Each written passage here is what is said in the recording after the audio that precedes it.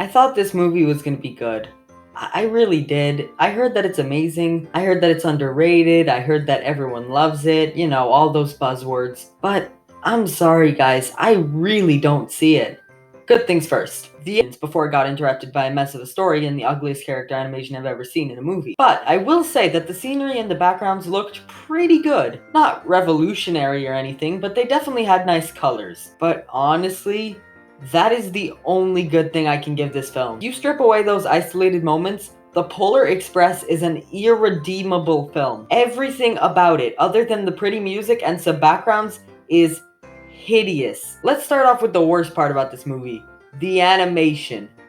Oh my god, the animation. I thought Monsters vs. Aliens and Shark Tale had the most unappealing character designs I've ever seen in an animated movie, but nope, it's this movie. I know I just said that the night scenes looked good, but the character design is what makes this movie, far and away, the hardest animated movie to watch. That doesn't mean it's the worst animated movie, but it is the hardest to watch with my eyes. Seriously, what the hell, Polar Express? Looking at these designs on their own, fine, I can see them being passable. Don't get me wrong, the designs are still a bit creepy with their tiny eyes, but they're still overall passable. But when these characters move, it is hell. Why is no one acknowledging this? Look at these scenes and tell me I'm crazy. How can you look at these characters and tell me they move naturally? They look like wooden statues trying to move. Played over and over again. The song is catchy at best and obnoxious at worst. But you know what?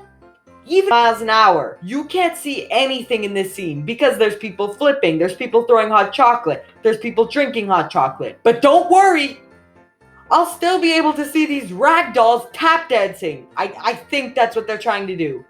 Now, acknowledgement. I understand that this is motion capture, so it's not going to be incredible. Even A Christmas Carol, which is a personal favorite of mine, has some weird faces because the animation is just not quite there yet. But at least in that movie it doesn't hurt when the characters move. At least it knew that the technology is not good enough to have hyperactive moments. And A Christmas Carol did not have a scene where 20 people start dancing and flipping in a small room with no motion. Look at their faces.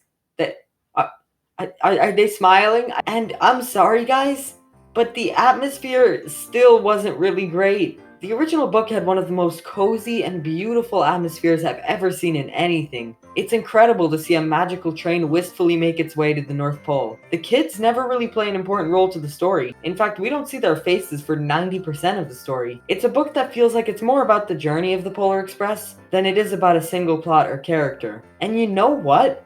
The beginning of the movie actually sets this idea up pretty well. The narration is good, the score is magnificent, the animation isn't as bad as the hot chocolate scene, thank God, and the pace felt very slow. But I can only assume that someone in the writer's room went, guys, we need to make this more kiddified.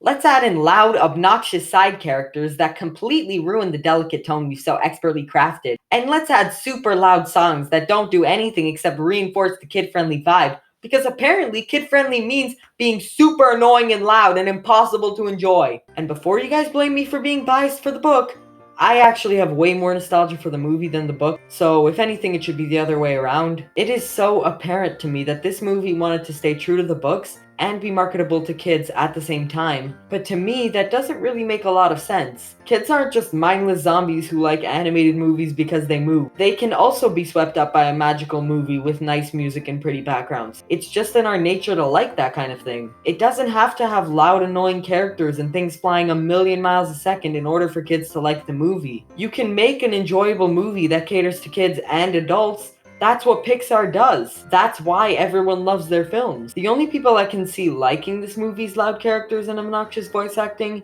are toddlers. No one else needs this guy interrupting the tone with his scraggly, obnoxious voice. Every time something interesting happens, the tone is butchered by a comedic line or something loud like a roller coaster simulation. But even if the tone was bad, the animation was hideous, and the characters were bland, this movie would have been half salvaged if the story was good.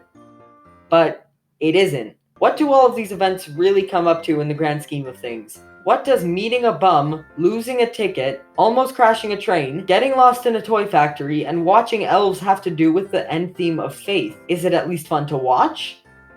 No, I'm sorry, but these events to me are just spectacles. They're not fun, they're not intense, they're loud. The facial expressions are loud.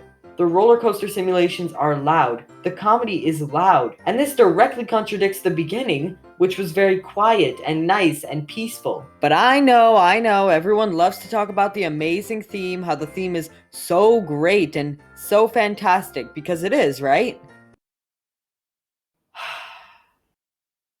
Okay, here's the thing. I like the idea of faith being a moral for a Christmas movie. It is a great lesson to teach about. But the problem is that this movie doesn't really display what faith actually is. Yes, faith is believing in things that are outside of your control. Yes, it is about believing strongly in something even though everyone tells you it's not true. But faith is not seeing Santa Claus and then believing that he's real. No Christian believes in God because they've met him and grabbed a cup of coffee with him. Unless you think you have, I don't judge. If you've seen Santa, how is there any doubt in your mind that he's real? That's like saying apples exist. It's not a revolutionary idea because I see them in the grocery store every day. Of course they exist. How can there be any doubt in my mind that they don't? The moral is muddled under the idea that Santa is a character that kids see with their own eyes, believe in, and then the parents deny is real? For some reason? I mean, all this time, why don't the parents question why Santa brings presents to them every year? Do they know Santa exists? Why don't they question the bell? Now, there is another angle to look at this moral. Throughout the movie, it's teased that this could all be a dream, that the Polar Express was never real, and that it was just a dream thought up by the main character. But that conclusion raises the same question. Namely, where did the bell come from? I am truly sorry, guys. I really wanted to love this one. I really wanted to say that it's underrated and that it's magical, because it could have been. If they had removed some characters and kept the really strong scenes with their slow pace and beautiful backgrounds, this movie would have been so much better. It would have been more loyal to the book, and it would have been more enjoyable overall. The book feels like a beautiful, magical train ride. The movie starts out like the book, but loses its footing and ends up capturing a small fragment of what made the original so special, but buried under a pile of the worst cliches of mainstream animated kids movies. I'll give it a movie score of 3 on 10 and a Christmas score of 3 on 10 as well.